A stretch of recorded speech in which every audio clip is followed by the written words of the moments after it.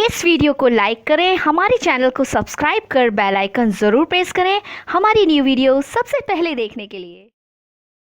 Hello friends, baby garden में आपका स्वागत है। तो फ्रेंड्स, आज मैं शेयर करूंगी आपसे कि जब भी आप प्लांट नर्सरी से लाएं उसको कैसे रिपोर्ट करें, किस तरह की उसके लिए मिट्टी होनी चाहिए और किस तरह का उसके लिए गमला होने चाहिए, कितनी हमें जो है खाद डालनी चाहिए। तो यही सब मैं आज आपसे शेयर करूंगी। तो ये देखिए, ये है मेरा जो मधुकामनी का प्लांट है, छोटी हाइट वाला जो रहता है, डॉर्फ वैरायटी का। तो इसको मैंने रिपोर्ट किया था, तो वो मैंने वीडियो रिकॉर्ड की थी, तो वही मैं आज आपसे शेयर करूंगी। तो ये देखिए, 1 महीने के बाद का जो मैं आपसे इसका जो स्टार्टिंग में ही आपसे इसका जो रिव्यू है शेयर कर रही हूँ। तो ये देखिए, रिपोर्टिंग के 1 महीने के बाद इसमें जो है कलियां भी आ रही हैं और एक बार इसमें जो है फूल खिल भी चुके हैं। तो ये रिपोर्टिंग के बाद जो है इसमें अच्छी ग्रोथ हुई है। तो इस तरीके से ही आप भी रिपोर्ट करेंगे। रिपोर्ट करने के बाद जो आपका प्लांट अच्छे से चले और फूल भी दे।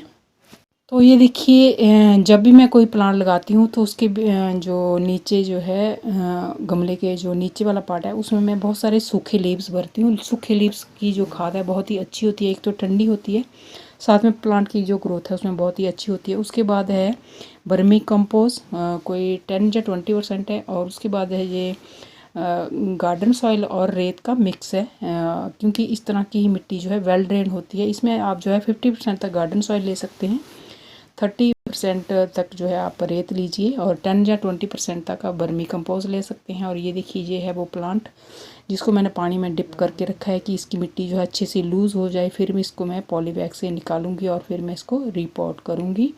तो इस तरीके से जो है आप अपने प्लांट को पहले पानी में डिप कर लीजिए, मिट्टी उसकी अच्छे से जो है मॉइस्ट हो जाए और लूज़ हो जाए।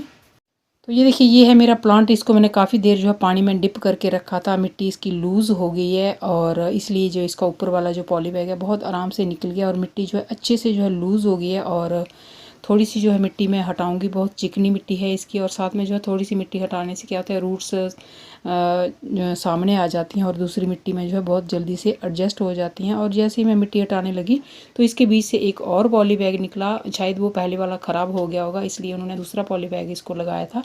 तो ये आपको चेक करना है। तो ये देखिए, इस तरीके से जो है काफ़ी मिट्टी मैंने जो चिकनी मिट्टी थी उसको हटा लिया है प्लांट से। कुछ जो है मिट्टी मैंने रहने भी दी है, बिल्कुल मिट्टी को सारी मिट्टी को नहीं हटाना है, कुछ जो है हिस्सा हटा लीजिए। और जैसे ही ये देखिए, बिल्कुल जो इसकी रूट्स हैं वो फंसी हुई हैं इसमें पॉली बैग में, तो उसको जो है हटाना बहुत ज़रूरी है। इसलिए मुझे जो है इसमें सीज़र की हेल्प लेनी पड़ी है, क्योंकि जो रूट्स हैं बहुत सारी इसमें जो है बहुत हद तक फंसी हुई हैं। तो कुछ थोड़ी बहुत जो है रूट्स टूट भी जाएं तो कोई प्रॉब्लम नहीं होती है प्लांट को, क्योंकि और भी बहुत सारी रूट्स इसमें रहती हैं। तो ये देखिए, मेरा जो प्लांट है पॉली बैग से निकल गया है और इसमें काफ़ी मिट्टी भी है इसकी, और ये काफ़ी इसका जो रूट सिस्टम है अच्छा है। तो इसके बाद मैं अभी इसको जो है रिपोर्ट करूँगी। जो चिकनी मिट्टी हो तो आप उसको अच्छे से हटा लीजिए, और मिट्टी अच्छी है तो उसको रहने भी दे सकते हैं।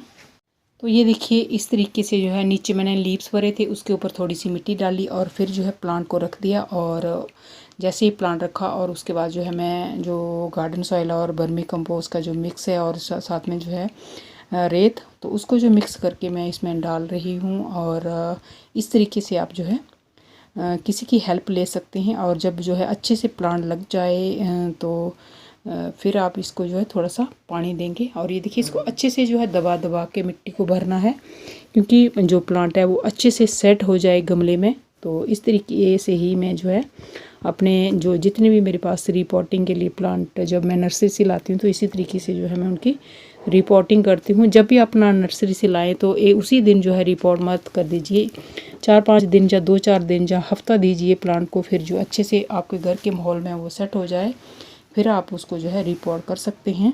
तो ये देखिए, इस तरीके से मैं अच्छे से जो है इसमें मिट्टी भर रही हूँ और दबा दबा के मिट्टी, और इसके बाद मैं पानी दूंगी।